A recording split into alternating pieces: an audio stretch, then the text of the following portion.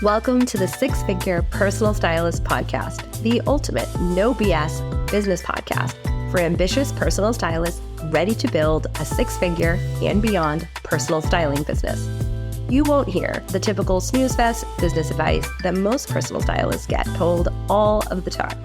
Nope, instead, I'll be sharing business building strategies that will help you create a killer personal brand, a cult following of loyal personal styling clients, and make a ton of cash while creating lasting style transformations for your clients. I'm Nicole Achi, your host and a former personal stylist of 14 years who built a lucrative styling business in 3 major cities, but only after spending years trying to crack the six-figure styling business code without burning out. And now I'm here to tell you how to do exactly the same. Let's get into it. There is this very clear line in the sand. And that line in the sand for the personal styling industry is 2020. It's what changes everything in terms of business models and growth and what actually works today, right now. And there are so many factors that go into why 2020 and the pandemic completely changed the personal styling industry and growth in it. And it's something I do not hear a lot of people talking about. And it is so critical for every personal stylist to know, whether they started before 2020 and they had been in the game for a long time, or they launched in 2020 or after. Because where you look, both for advice about growth in your business and in terms of like the comparison, which I don't really recommend, but you're going to do it anyways because you're a human being. Where you compare yourself is critical for you to understand sort of what the backstory is, because I see a lot of stylists comparing themselves to other stylists that I actually know and saying, well, they did blah, blah, blah, or they're doing XYZ and their account, is at, 10,000 followers or whatever. But what they fail to know about those people is that they got their start on social media before the pandemic, when it was a very different animal to get your business a lot more attention online. And if you're not aware that a lot of things happened in the online space during and right after the pandemic that completely changed visibility for entrepreneurs, the way that Apple and sort of like the Facebook issues of running ads and the data problems and the fact that, all of a sudden you couldn't just access so much information about people online in order to target ads at them, that completely changed the game. So people were able to grow their accounts much cheaper. Ads were not as much money as they are now, and reach was very different on platforms like Instagram, for example. TikTok wasn't even a thing. And a lot of people weren't using Pinterest the way lots of people are now, which is to grow other social media accounts. So a lot of the tactics that got people to large accounts don't get you to large accounts now. And in fact, many of the people that I work with that have large accounts are struggling to sell on those accounts because consumer behavior is so different. So they used to be able to throw up a few slides and get sales. But consumers are different. The way that people understand the personal styling industry is different. And so without that knowledge, you don't really have a good litmus test for where you are getting your information and your business plans. So that's why this is so important. I want you to be armed with the information you need to evaluate what tactics, what business models, what strategies are actually going to work today versus what got other people to certain places before. And I know that it is frustrating for people that are much more established because the way that we were able to market has changed so much that a lot of stylists have told me who have been around for like 10 years, or I had a stylist that's been in the game for like 20 years, the things they could do to generate income and to get attention for their offers don't work anymore. And they're very confused. And so I see stylists either continuing to do the thing that doesn't work or just not showing up at all online. And that is problematic because, these stylists have so much, especially the really seasoned ones, to add to the conversation, to, give to their clients, to change their lives.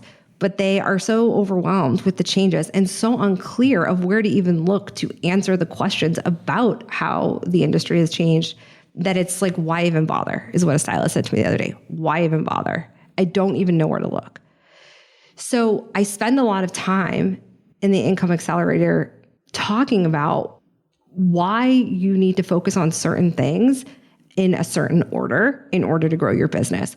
And a lot of it has to do with understanding your audience in a way that puts you in control and not the algorithm in control. And so if you are someone that is really, really drawn to numbers, which don't get me wrong, visibility and numbers matter, but you can have $1 million day with 300 people on your Instagram account or 300 people in the room.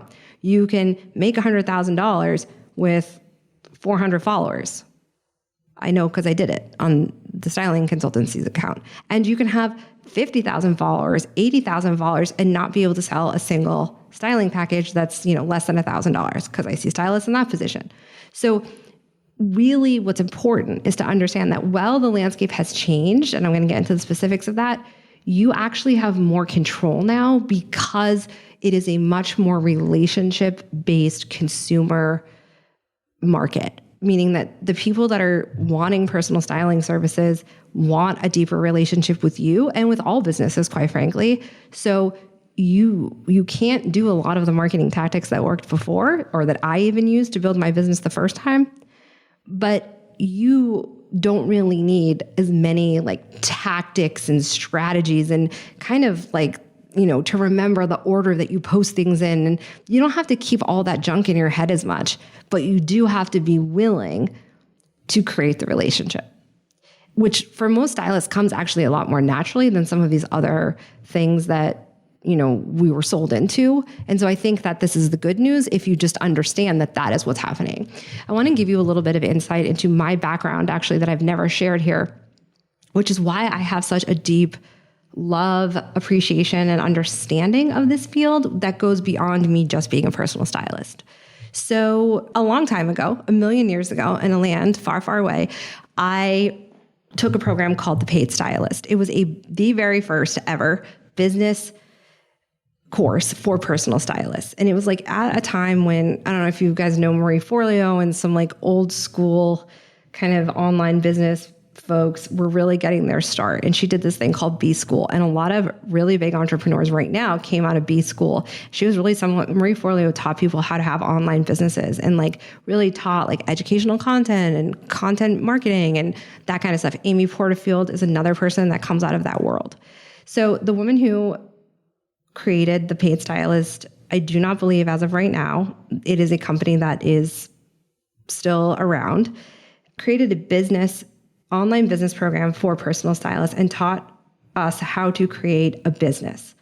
She didn't really get into too much of the mechanics of styling, like color theory and stuff like that, but she taught us how to do every aspect of a styling session, a shop session, how to even set up our dressing rooms. This woman was also a sales genius.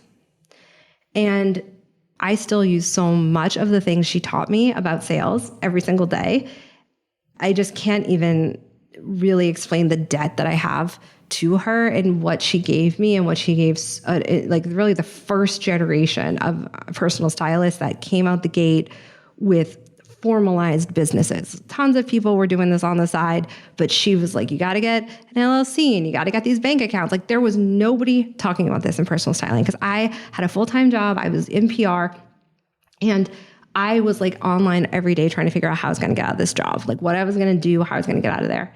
And it never occurred to me that personal styling was a job. Somehow I found another stylist who she had teamed up with in her marketing, and I went and did the program and then went and shadowed the stylist in New York for a weekend. And it was a really cool experience. She was a pretty big stylist. And I remember I went with her to style an MTV executive at Bergdorf in New York City. And I was oh my gosh, this is crazy. This is a job, what? So I did this online course and built my business and basically ended it in 8 weeks with a full business plan, packages, everything. And pretty much everybody that came out of that particular program had the same packages. But remember back then, Zoom was not an affordable option. I did have clients in other cities, but they found me through SEO and then I would fly there, right? I was having phone conversations for sales calls. Can you imagine? And I don't ever want to get on a phone again.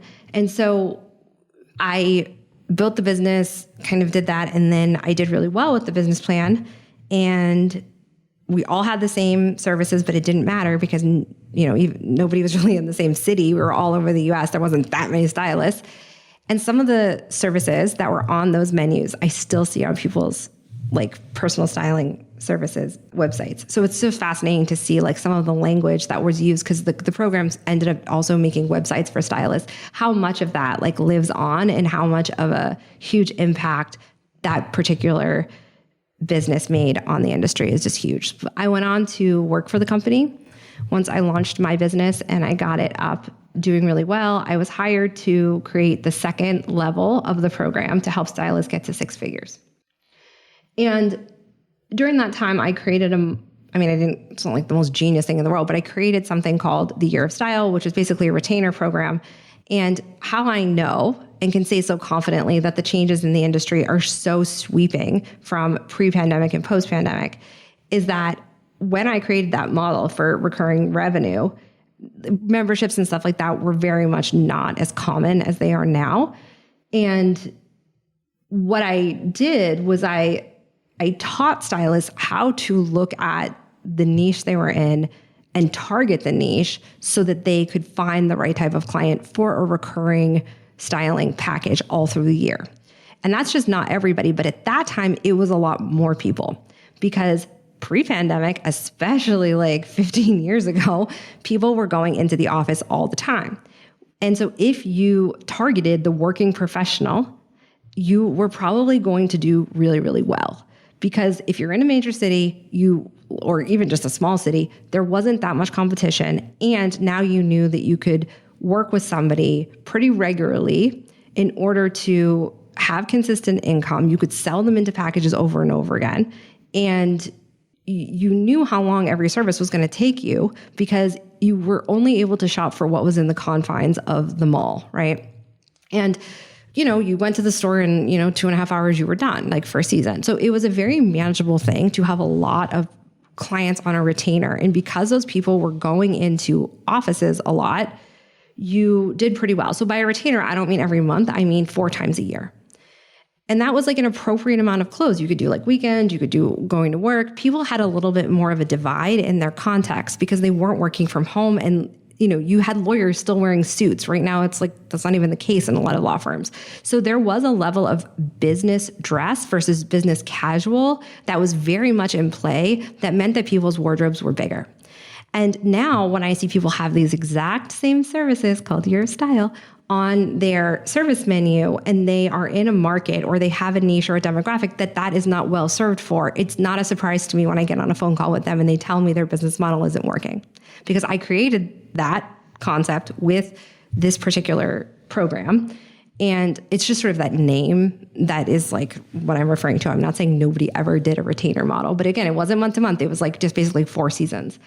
And the world is different. The person that was the kind of foundational client for the personal styling industry was that professional that was going into the office all the time and had a lot of different, contexts of their life that they kind of dressed separately for because of formality level. And the world is not like that anymore. So right away, we have a huge change in how personal stylists who had really consistent income, like me, were able to, get their business to stability gets taken away after the pandemic. It happened to me as well. A lot of the clients that I had that were on a retainer, and I mean like more of a retainer at that point, weren't going anywhere anymore. So we went down to much smaller packages and I lost like $30,000 or $40,000 in a week during the pandemic. And eventually a lot of those clients came back, but when they came back to me, I now was in a virtual model and I could see that their need was just less and their expectations were different. During the pandemic, they became far more savvy consumers of the styling space than they were pre-pandemic. And these are my own clients because now they had time. They were on social media. TikTok was a thing. They were spending more time on Instagram. These are even people in their 30s and 40s. So I even saw that my ride or die clients needed less clothes. So the business model that I had before didn't work. It wasn't as sustaining. I could have repeat clients, but it wasn't as much recurring revenue. Their context of their life was more collapsed, so they didn't need as much clothes. They could use the same clothes across different parts of their life. And they were now very different in how they approached the styling experience. Not necessarily bad, just more educated. because everyone was at home baking bread and looking at, social media. This is true of everybody that is a consumer of personal styling services now. And this is why I can say with such clarity that I know these differences, because how I got my business back to six figures post-pandemic looked nothing like how I did it pre-pandemic.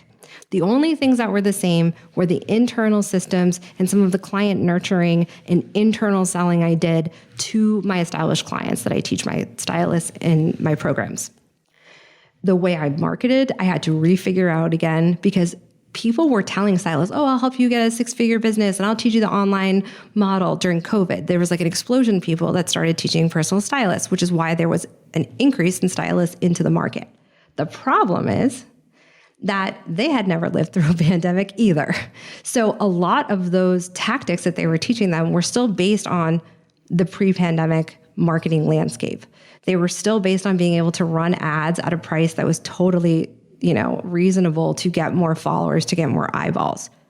Maybe they don't do it anymore. And that's because it's not budget friendly, but that does not account for the fact that that's how they got the majority of their business pre-pandemic. And so I, like everybody, kind of had to refigure it out. And when I see people that came out of a lot of those programs, they're working with very outdated models. Example of that I have to correct pretty regularly is that they're saying a lot of people tell stylists to grow their business by going to retailers and trying to partner with them. But the reality is people don't want to go to malls. Malls are trying to get people in them, and stores are calling stylists to help them try to move their inventory. Even like businesses like Burberry, Gucci. I still have Carolina Herrera's in New York. They're calling me all the time. I'm not even a stylist anymore, trying to get clients in. Now, that's a smart model in general, but they're calling stylists everywhere. For example, I have a client that lives in the Midwest, but has a contract with a retailer that is in Hawaii to sell clothes through them, even though, there's probably one in her town, this particular store. So stores are calling as many stylists as they can to try to move inventory even virtually. Like, hey, let me send you the links. You don't have to even come to the store anymore. They are desperate. So why would stylists be being told to go into retailers and, create that relationship to get more sales? It doesn't make any sense. In fact, the power is the opposite way. So I think that one of the things that, is really missed is that a lot of the tactics to get clients don't work anymore. You used to be able to be an in-person stylist and not really have to have more than just a basic website. That ain't going to work anymore, because even if you're an in-person stylist, people that are potentially hiring you are hiring you and looking at you in their town and some stylist that's virtual. So now your comparison is bigger between you and them. So now you can't just price for your little town. You have to price to be virtual and competitive in the virtual space, whether you are or you're not.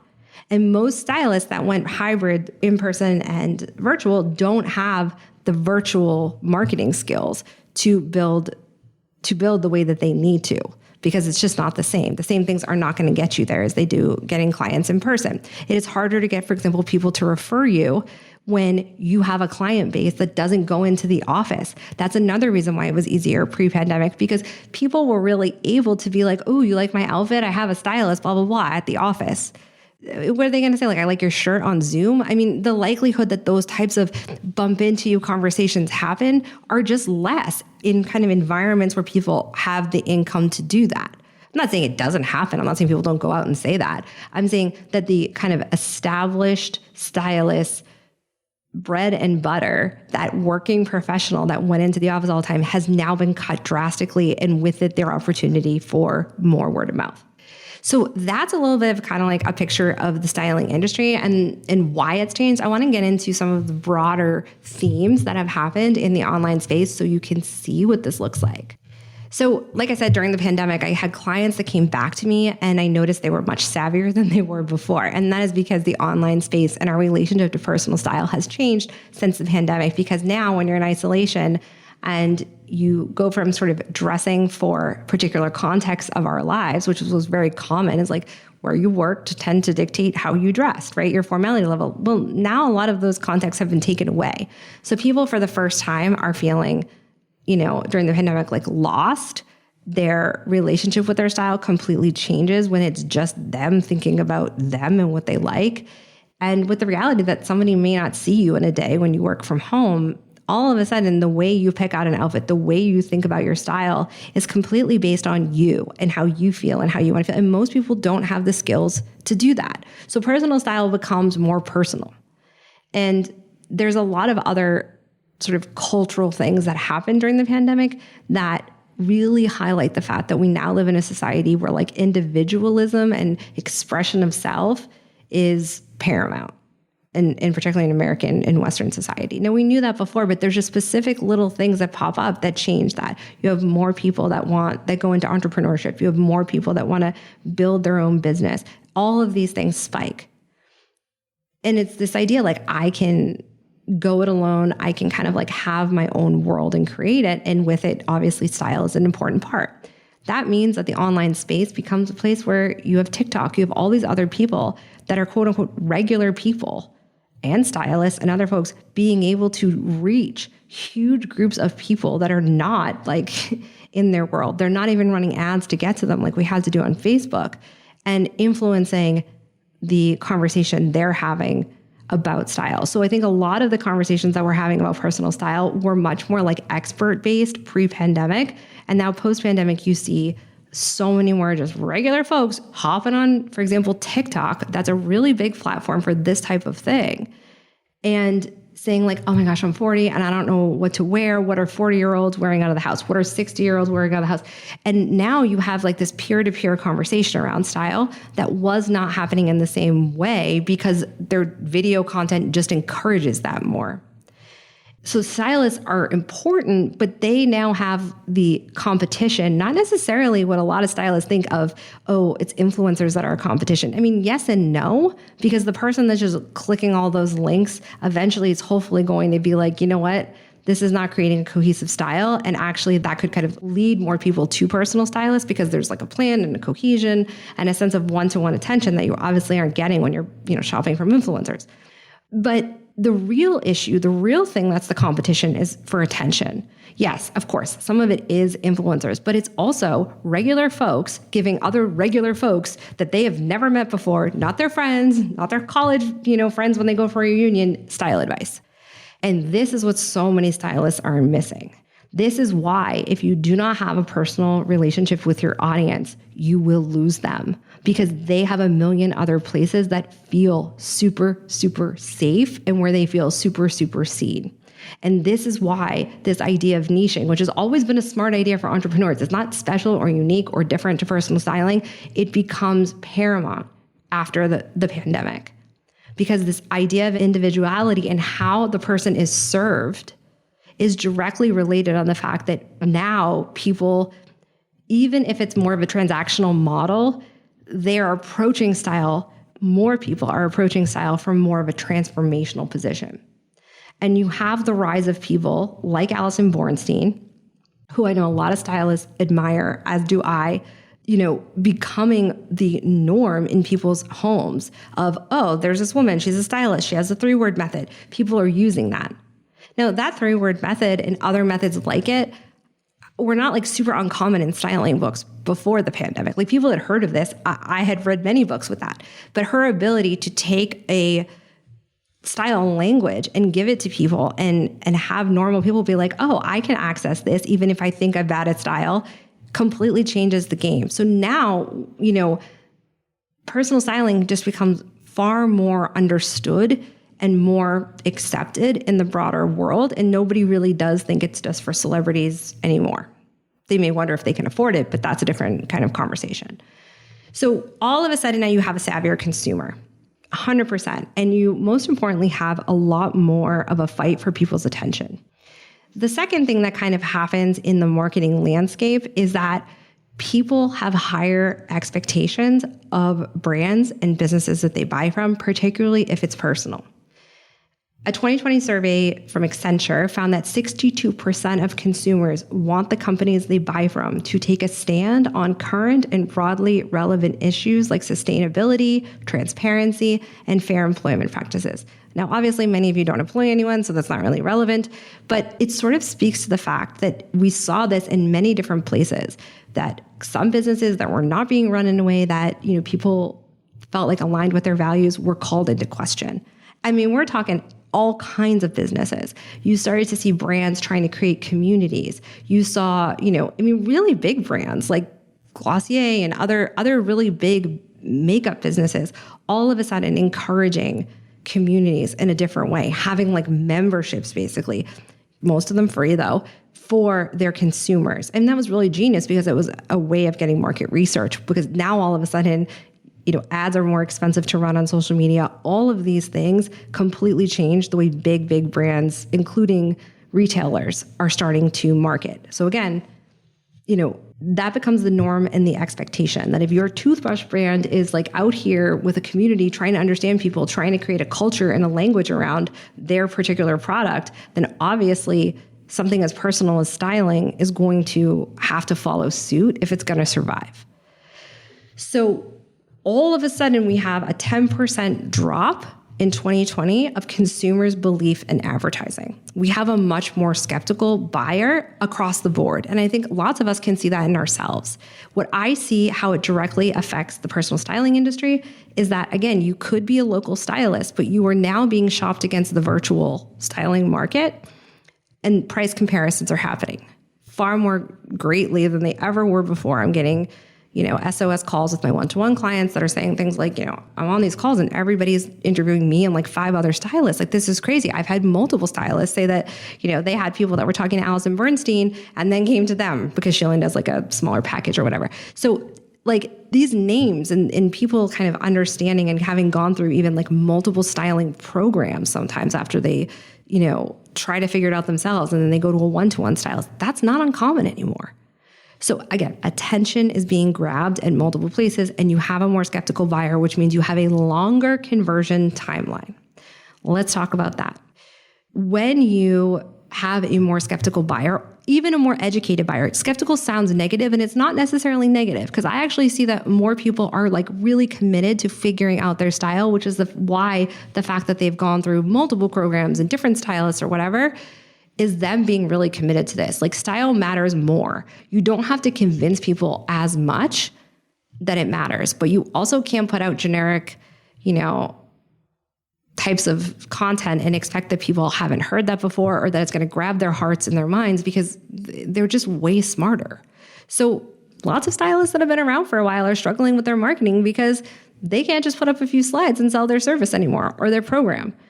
It just doesn't work. And they're like, what is going on? I used to post like an inspirational quote and 50 people would talk about how great it was. And now I can't even get a like. Well, it's because people are just way smarter. Normal people started to buy more things online and they got savvy to online marketing. And now they're just not that impressed with us. And fair enough, because the bigger the consumer base gets, the more people that understand styling and understand that it's possible for them to have a stylist, which is far greater than it ever has been before, means that you can be basically as niche as you want and somebody will hire you. Probably lots of people, because people are expecting that their identity is showing up in your marketing so that it reaches them. And that's why I am talking to stylists day in and day out in my Income Accelerator program and in my alumni programs about the fact that you absolutely have to have a business model that appears and is a direct reflection of your consumer. You cannot just have a whole bunch of services up on your website that don't explain how the end result gets that exact psychographic and demographic, the results that they're looking for. And they're not the same. The person that's going into an office every day and, is a burnt out mother of 3, as I talked about in an earlier episode, that wants to connect with her style because she feels like she's got nothing for herself anymore, is not the same woman as another woman with the same demographics that is probably burnt out too, but she's really just focusing on getting to the next phase of her career, and her style has to speak to that more than anything else in her life for her to consider the personal styling relationship a success. So if you're not able to say that on your services page, if you're not able to say like, hey, here's the deal. I'm going to get you this result if you're at this place in your styling journey, which is another conversation. More people are at different phases of the finding their style than ever before. So there are lots of people that hire stylists that are actually not bad with style and are pretty educated and know brands, like to shop, but they don't have the time. And this is an underserved, I think, market, or an under-marketed to market, for lack of a better way of saying it, that stylists don't tap into enough. We tend to go for the kind of common client of like, oh, like you don't know what to wear. You're overwhelmed with your style. It's not defined. Tons of people have very defined style and don't have the time to shop. I would be one of them now. I finally get that person on a deeper level. And that is someone who will pay a lot of money because they have a lot of resources, because their time is going to creating more money. So you're going to get people at different phases of the journey. Not everybody is going to feel like, oh, like, I don't know how to make outfits out of this. Some people are, some people aren't. Some people aren't going to have a defined style. Some people are. And your packages really have to explain how they serve the person on that journey. And when they do, the conversion is just as fast and just as easy as it was, pre-2020, when the consumer was less educated. So everything you need to create the packages that are super easy to sell and the marketing that you need to really attract people and to convert them exists. You just have to make sure you're using the right model to do that. One that's updated, one that actually is rooted in the reality, particularly in the personal styling industry. I think this is true everywhere, but I really think that the pandemic, because people weren't getting dressed, because they were stuck in the house, because things really changed, specifically with retailers, specifically with the way that people started to look at their clothes and how they became so lost in their dressing because the context of work and going somewhere was taken away from them. So when you look at all of this way, now how you build that business, how you talk about the business, how you relate to people on social media, the types of ways you're kind of targeting people that are ideal clients is absolutely based in the social aspect of social media. Now we have places like Instagram changing their metrics and their visibility to you'll get more reach if your posts are being sent to a lot of people, right? It's not likes anymore. It used to be, but it's not. And so if you are just creating content that is good enough and is getting likes, you will lose your momentum because your stuff will be shown to less people and then you're not going to grow. So when you kind of get this picture, all of a sudden you have the keys to your next level. And I want to talk about like what really does work in the particular landscape we have now. I think the first thing that you really want to remember is that you are building a brand that is selling an image because you're helping people with their image. And I see a lot of stylists who aren't really investing in their branding. They don't have professional headshots. Once you're moving to, paid clients outside of your friends and family, you really need to do that unless you're really good at visuals and branding. Like there are some stylists who, used to work with people that were personal brands. And so they have a pretty good idea of how to be scrappy with their marketing, but you need a real headshot, period, end of sentence. Like that's just that. If you are saying things like you have to invest in yourself and you deserve to invest in yourself and your branding is not up to standards of people that like are wanting to invest in themselves, that do know quality, that do know design, then you don't really stand a chance. Like that, as the consumer gets more educated in the style space, they also become more educated just visually on what looks expensive and what doesn't. And so you gotta consider that an important resource if you want to be taken seriously. The next one is that you cannot position yourself as a commodity anymore. You cannot position yourself as someone that just does general like styling tips, just does general tricks, just kind of has like a 20-thing checklist for your closet edit freebie. Like those things aren't going to work. Are people going to pay attention? Are you going to get likes? Are you going to get opt-ins? Yes, but they will not convert the consumer at all. So you're basically just like creating content to create content. And then you start to feel like, why isn't anything going anywhere? And then you may give up, which is what I see a lot.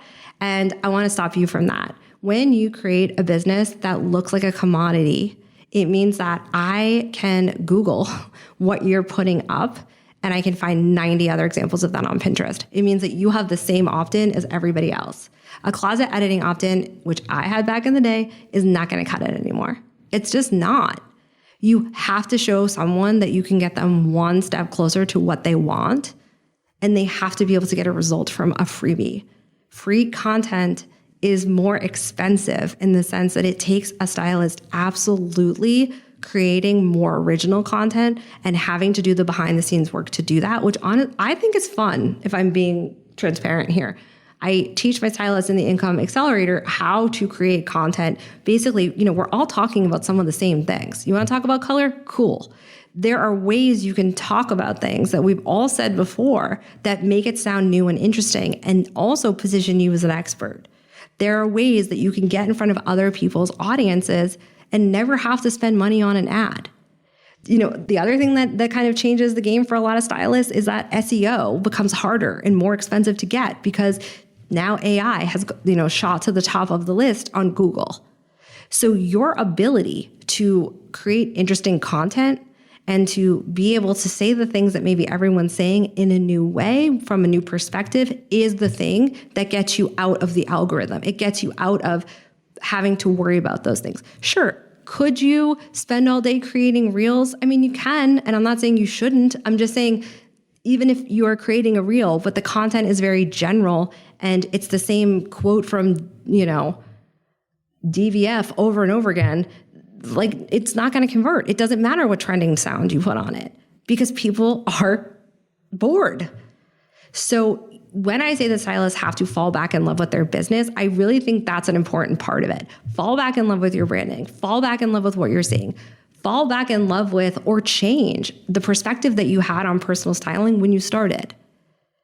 And the more creatively excited and enthusiastic you are, the better your content is, the better your clients are going to be, the better your marketing is going to be. And those are not hard things to do, but they're things that will make the difference more than figuring out some hashtag strategy. Because I'm guessing there's people on your accounts right now that haven't been converted, but they're watching. And you're just a few posts away from them converting when you start to stop doing the tactics and start really building the relationship. People really want to know what your values are as a stylist. They want to know what it means when you say people deserve to look good. You deserve to feel good. People don't know what they deserve if they've never experienced it before. So telling someone you deserve to look good is like saying you deserve to go to Mars. It doesn't make any sense if they don't think they ever looked good. People more than ever need to understand how to trust themselves. And in order to be let into their world, to show them how to trust themselves in the arena of personal styling, you have to give them something to trust in you, which means we got to go beyond some of the content out there. And it's also why inconsistency is so deeply problematic in the online space right now, because people are watching. People are watching to notice, where has she been? What is going on?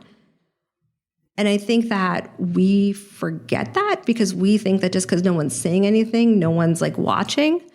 And I don't think that means people are judging you. I just mean that people are sort of doing the unconscious mental calculation of, is this someone that's safe enough to put my image in their hands if they're not even showing up on, Instagram stories regularly, or they say they're going to be in my inbox every week and then they're not.